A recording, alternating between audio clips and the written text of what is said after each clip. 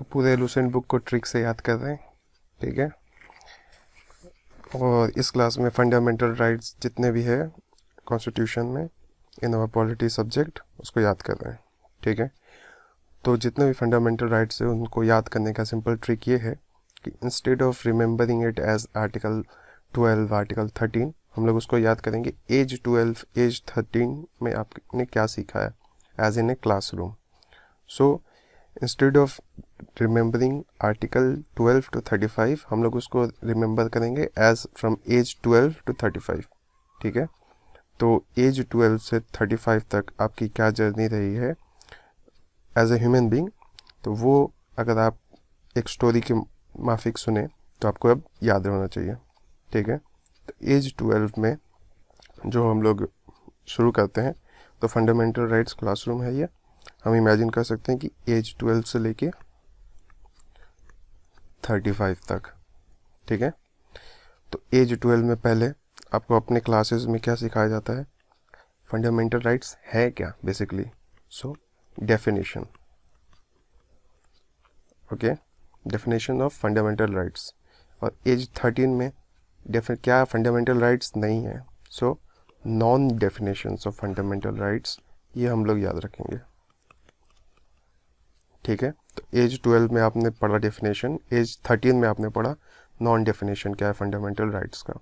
तो आप सोच सकते हैं क्लासरूम में है आपका लाइफ फ्रॉम एज 12 to 35, ठीक है। तो एज 12 to 35 में आपने पहले एज 12 और 13 में डेफिनेशन नॉन डेफिनेशंस पढ़ा। फिर आपने अपनी स्कूलिंग की 5 साल के लिए, ओके। तो ये 5 साल इससे याद रखेंगे, ये 5 साल है फिंगर से। तो ये 5 साल आपने स्कूलिंग की है, उसके बाद आप बीटेक करेंगे 4 साल, तो ये 4 उससे याद रखेंगे, ठीक है। स्कूलिंग हो गई 5 साल, पहले आपने डेफिनेशन नॉन डेफिनेशन पढ़ा होगा, उसके बाद आपने 5 साल स्कूलिंग की है, उसके बाद 4 साल आपने बीटेक किया। बीटेक करने के बाद आपने वोकेशनल ट्रेनिंग ली है 2 साल, ठीक है। फिर आपको 4 साल वर्ल्ड टूर या फिर इंडिया टूर पे गए हैं रिलीजियस प्रैक्टिस को लेके, ठीक है। तो फिर से स्टोरी को रिकैप करते हैं। पहले आपने एज 12 और 13 में डेफिनेशन नॉन डेफिनेशन पढ़े, 5 साल स्कूलिंग की, 4 साल बीटेक, 2 साल वोकेशनल ट्रेनिंग, फिर 4 साल इंडिया टूर पे गए और 2 साल माइनर क्लासेस लिए बाय द एज ऑफ 30, ठीक है। अब इसको कैसे याद रखना है हम लोग देखते आगे। सो वापस आ गए, तो as 12 to 13 definition non definition आपने पढ़ा। फिर एज 14 to 18 ये आपका स्कूलिंग डेज है, ठीक है। स्कूलिंग डेज में आपने एज 14 पे स्कूल में सीखा इक्वालिटी बिफोर लॉ। इसको याद करने के उसके अंदर ट्रिक ये है कि 5 साल जब आपका स्कूलिंग चल रहा था तो 5 लॉज है, 5 आपको लॉ सिखाया गया एज 14, 15, 16, 17 और 18 पे, ठीक है। तो एज 14 पे equality before law, everyone is equal, so it is kind of an affirmation, ठीक है, एफर्मेशन टाइप है। तो ये एक यस हो गया, ठीक है, ये पॉजिटिव सेंस में है इक्वालिटी बिफोर लॉ। क्योंकि एज 15 में है नो डिस्क्रिमिनेशन, तो ये नेगेशन हो गया, मतलब हम लोग मना कर रहे हैं डिस्क्रिमिनेशन नहीं करना है। तो हमने पहला पढ़ा इक्वालिटी बिफोर लॉ, सेकंड पढ़ा नो डिस्क्रिमिनेशन, थर्ड पढ़ा सबको इक्वल अपॉर्चुनिटी मिलेगी, फिर फोर्थ पढ़ा फिर नेगेशन में है नो अनटचेबिलिटी, अनटचेबिलिटी को प्रोहिबिट करता है, ठीक है। तो ये पॉजिटिव साइड में है, ये पॉजिटिव सेंटेंस है, ये नेगेटिव सेंटेंस है, ये पॉजिटिव सेंटेंस है, ये नेगेटिव सेंटेंस है, ठीक है, सेंटेंस है। तो एज 14 में आपने इक्वालिटी बिफोर लॉ पढ़ा। फिर एज 15 में आपने पढ़ा कि no discriminate, you can not discriminate anyone on basis of caste, religion और वट एवर। उसके बाद एज 16 में आपने पढ़ा इक्वल अपॉर्चुनिटी फॉर एवरीवन, ठीक है। तो ये येस हो गया, मतलब पॉजिटिव सेंस में हो गया। और एज 17 हो गया, ये हम लोग का नो अनटचेबिलिटी, सो ये भी हम लोग का नेगेटिव सेंस में हो गया। So this is positive, this is negative, this is positive, this is negative, ठीक है। So equality before law, no discrimination, equal opportunity and no untouchability, ये 4 आर्टिकल्स हो गए। और लास्ट में एबॉलिश कर दिया, सो स्टॉप, ठीक है। तो एबॉलिशन ऑफ टाइटल मतलब आप कोई टाइटल होल्ड नहीं कर सकते वेदर कन्फर्म्ड फ्रॉम आउटसाइड और you can not gain a title from any institute, मतलब आपको कोई एक उपाधि नहीं दी जा सकती अनलेस द कॉन्स्टिट्यूशन और the government allows you to. ठीक है, तो ये अपने स्कूलिंग डेज भी अपने कंप्लीट किया 5 साल, जिसमें yes no yes no yes no से स्टॉप, ये इससे हम लोग को याद रखना है। स्कूलिंग डेज हमारे 5 साल चले, यस नो स्टॉप। ठीक है, equality before law, no discrimination, equal opportunity और no untouchability and abolition of titles. ठीक है, ये याद हो गया। स्कूलिंग डेज हम लोग का कंप्लीट। स्कूलिंग डेज के बाद हम लोग का बीटेक कब शुरू होता है बेसिकली, तो स्कूल में ये याद रखना है, जो सबसे इम्पोर्टेंट बात मैं बताना भूल गया कि इक्वालिटी के बारे में आपने पढ़ा है। ठीक है, स्कूल में आपने इक्वालिटी के बारे में पढ़ा है 5 साल। Equality before law, no discrimination, equal opportunity और उसके बाद no untouchability, positive negative equality को लेके। ठीक है, ये ट्रिक से याद रखना है। एंड लास्ट में अबॉलिशन होता है पूरे टाइटल्स का। ओके, तो ये आपका स्कूलिंग डेज कंप्लीट है। अब हम लोग चलते हैं अपना बीटेक कोर्स के ऊपर। तो बीटेक कोर्स में आप लोग को आपको बेसिकली फ्रीडम मिलता है, तो यहाँ पे भी आपको फ्रीडम 4 साल आपको मिली है। उसमें क्या है, लिमिट स्पीच है, मतलब लिमिटेड स्पीच हो, मतलब आप जो तो नहीं बोल सकते, इसमें बहुत सारे लिमिटेशंस है जो आपको सिखाया गया है कॉलेज में। उसके बाद लिमिट ऑफेंस, आप ऑफेंस अगर करें तो आपको you will get punished for it. ठीक है, तो लिमिट ऑफेंस। उसके बाद आता है limitless life and education. Article 21A में बेसिकली आर्टिकल 20A में फ्रीडम ऑफ एजुकेशन का है, और so you need basically a good education to have a limitless life. तो आर्टिकल 21 से हम लोग उसको याद रखेंगे। ठीक है, और एज 22 में आपको लिमिटेड अरेस्ट एंड डिटेंशन। तो as 19 is limit speech, limit offence, limitless life and limited arrest. As 19 से एज 22 4 साल आपने पढ़ा, तो उसमें जितने भी फ्रीडम है वो आ जाते हैं 19 to 22 which is your BTech years. ठीक है, तो आपने बीटेक 4 साल कंप्लीट किया, 19, 20, 21, 22।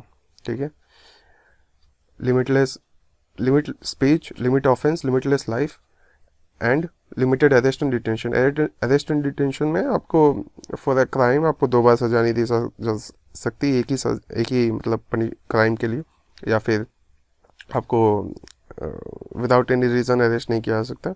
ऑब्वियसली इस पर भी लिमिटेशंस आगे मिलेगा अनलेस मार्शल लॉ से ऐसा कुछ लगाओ। ठीक है, तो अभी हम लोग रिकैप करते हैं बेसिकली। तो हमने एज 12 और 13 में डेफिनेशन नॉन डेफिनेशंस पढ़े।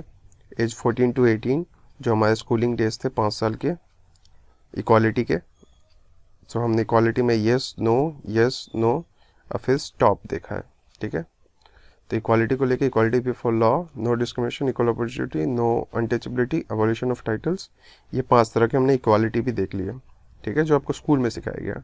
स्कूल में आपको 5 साल इक्वालिटी सिखाया गया, फिर आपको बीटेक में 4 साल आपको फ्रीडम सिखाया जाएगा। ठीक है, फ्रीडम क्लासेस मिलेंगे। फ्रीडम क्लासेस में लिमिट स्पीच है, मतलब अनलिमिटेड फ्रीडम भी नहीं है बेसिकली।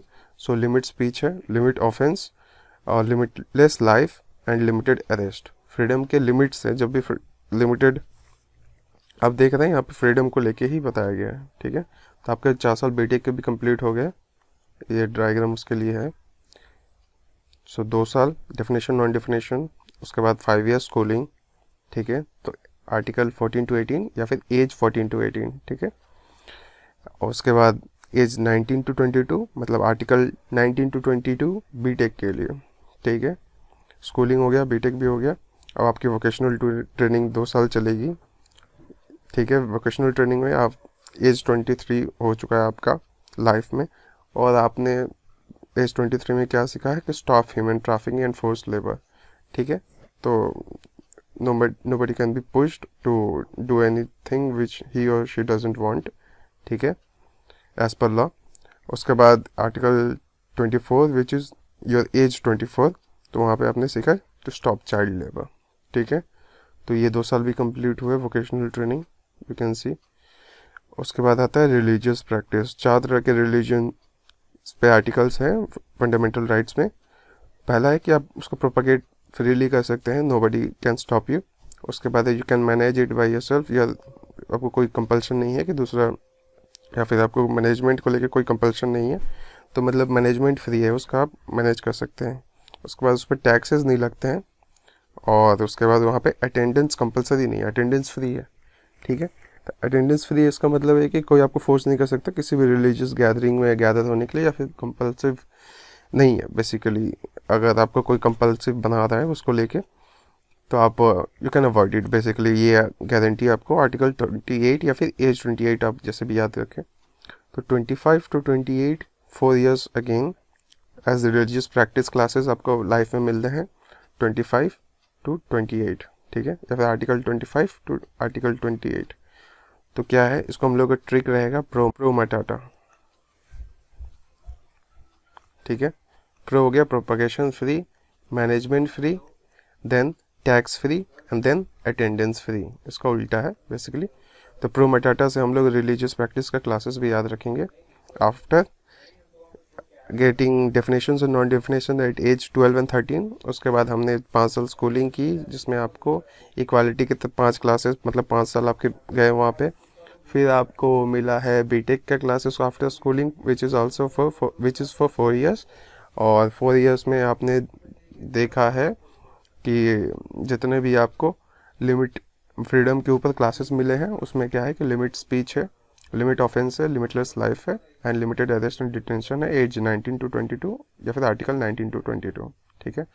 फिर आपका वोकेशनल ट्रेनिंग है 2 साल का, जिसमें आपने ह्यूमन ट्रैफिकिंग को रोका है, चाइल्ड लेबर को रोका है, ठीक है। तो एज 23 and 24 भी हो गया। अब उसके बाद एज 25 to 28, ठीक है, रिलीजियस प्रैक्टिस क्लासेस आपको मिलेंगे, मतलब मिले हैं, ऐसा आपको याद रखना है। उसको आपको ट्रिक बना के रखा हुआ है कि प्रो मटाटा करके, ठीक है।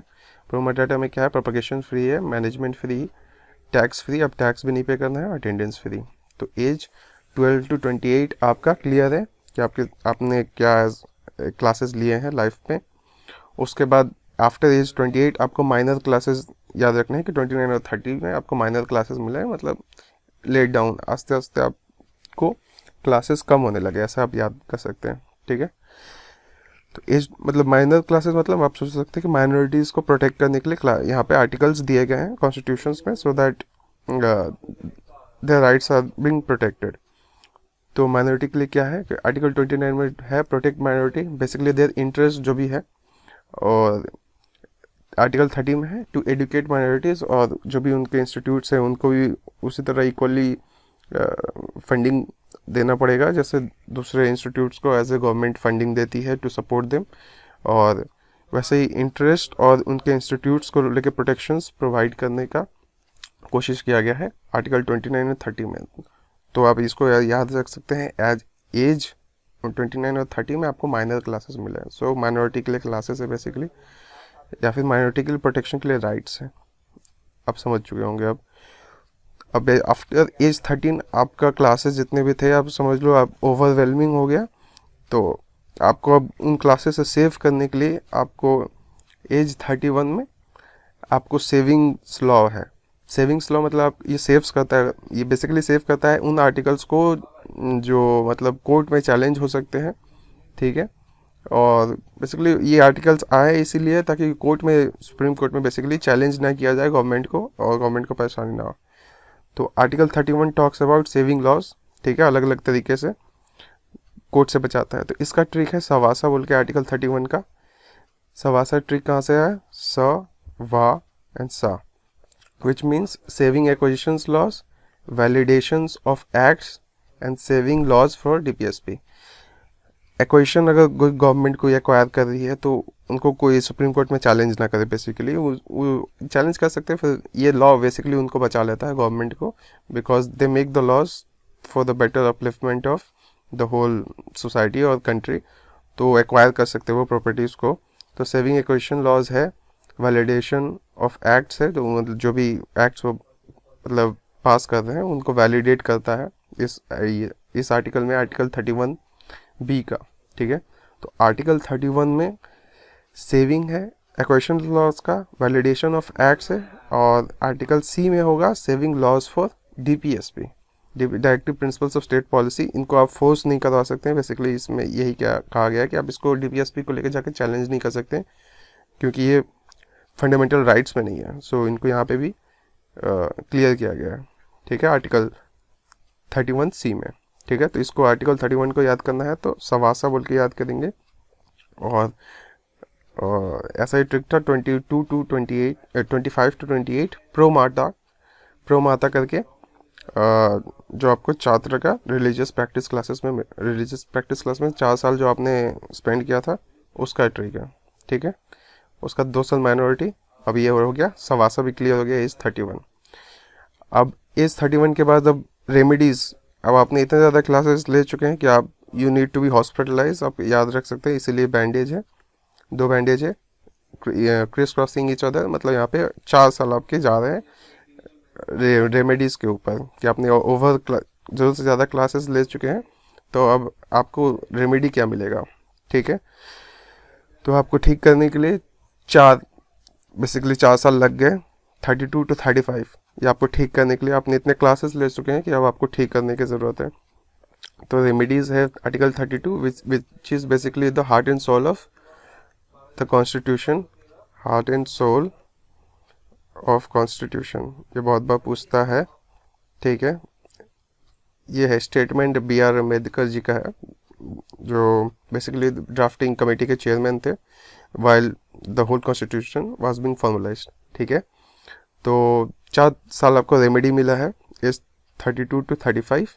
तो 32 में क्या है, रेमेडीज फॉर राइट्स वायलेशंस, अगर आपका राइट्स वायलेट होता है फंडामेंटल राइट्स तो आप सुप्रीम कोर्ट को अप्रोच कर सकते हैं, ठीक है, या फिर कोई भी कोर्ट को अप्रोच, कोई भी कोर्ट मतलब हाई कोर्ट भी अप्रोच कर सकते हैं, but not in all cases, ठीक है। उसके बाद एज 33 या फिर आर्टिकल 33 में आप रेस्ट्रिक्शंस है फोर्सेस के ऊपर, मतलब सोचिए कि आपको जितने भी फोर्सेस हैं वो जितने भी लोग हैं वो लोग फंडामेंटल राइट्स वो सब इंजॉय नहीं करते जो एक सिविलियन इंजॉय करता है, बिकॉज दे हैव रेस्ट्रिक्शंस, ठीक है, एज पर द लॉ। और ये कहाँ मिलता है हमें, आर्टिकल 33 में या फिर एज 33 में आपको ये सीखा है, मतलब आपका जब रेमेडी मिल रहा था फोर्सेस के द्वारा, या आप इससे याद कर सकते हैं, ठीक है। उसका एज 34 में क्या है, मार्शल लॉ जब लगा हो तो ये बहुत ज़्यादा फंडामेंटल राइट्स वहाँ पे एक्टिव नहीं रहते, उस समय एक्टिव नहीं रहते हैं क्योंकि आपातकालीन स्थिति जैसी हो चुकी होती है, तो वहाँ पे फंडामेंटल राइट्स को कर्ब किया जाता है बेसिकली, ठीक है। तो आपको रेमेडीज़ में क्या मिले, 32, 33, 34 एंड 35, ठीक है। 32 में हमने देखा रेमेडीज़ फॉर राइट्स वायलेशन, ठीक है, और 33 में हमने देखा रेस्ट्रिक्शंस फॉर फोर्सेस, और आर्टिकल 34 में देखा रेस्ट्रिक्शंस फॉर मार्शल लॉ। जब मार्शल लॉ लगा हो तब फोर्सेस के लिए, मतलब जो भी आर्म फोर्सेस मिलिट्री जो भी है उन पे सब फंडामेंटल राइट्स एंजॉय करने का ये प्रिविलेज उनके पास बेसिकली नहीं है, ठीक है। और मार्शल लॉज एज 34 के लिए, ठीक है, या फिर आर्टिकल 34 के लिए जब मार्शल लॉ कहीं पर लग जाए, आपातकालीन स्थिति, दंगे वंगे हो रहे हैं, तो वहाँ पर मार्शल लॉ लगा है तो वो आपको कभी भी डिटेन किया जा सकता है, जेल में डाला जा सकता है, अगर कोई उतना सॉलिड प्रूफ भी नहीं है on grounds of public safety, ठीक है। तो उस समय उतने फंडामेंटल राइट्स काम नहीं कर सकते। और लास्ट आर्टिकल है एज 35 लेजिस्लेशन फॉर रेमेडीज। इसमें बेसिकली ये कहता है कि पार्लियामेंट ही सब फंडामेंटल राइट्स को लेकर लॉज वॉज बना सकते हैं और स्टेट गवर्नमेंट नहीं बना सकते हैं, ठीक है। तो एज 32 टू 35 आपका रेमेडीज था, ठीक है। इसको हम लोग रिकैप करते हैं, अभी अब तक हमने क्या क्या पढ़ा है, बेसिकली कंप्लीट हो चुका है but recap is also necessary.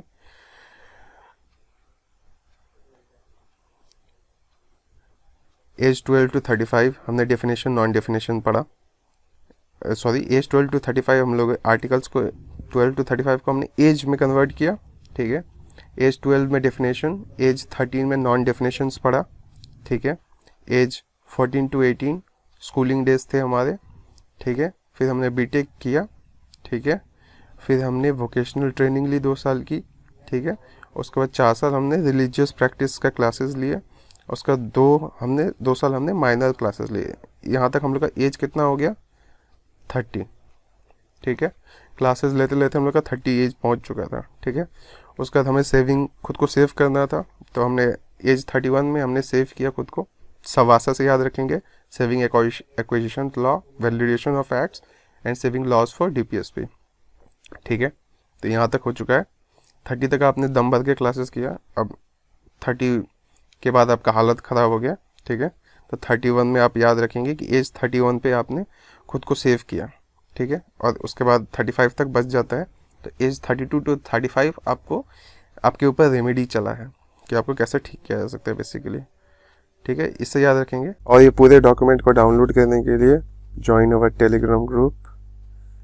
Okay, the link will be in description, and do share this video if you liked it. Thank you.